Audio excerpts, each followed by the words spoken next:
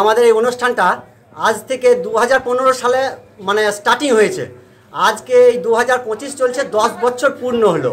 আমাদের এই মেলাটা গ্রামবাসীর সকলের কাছ থেকে আর্থিক সাহায্য চেয়ে নিয়ে আমরা এই অনুষ্ঠানটা করি এবং আমাদের কর্তারা যারা ছিল তিনারা আগে করেছিলেন এবং আমরা এখন প্রত্যেকেই সেই কর্তাদের সবাইকে প্রত্যেককে নিয়েই আমরা এই অনুষ্ঠানটা এখনও পর্যন্ত চালিয়ে যাচ্ছি।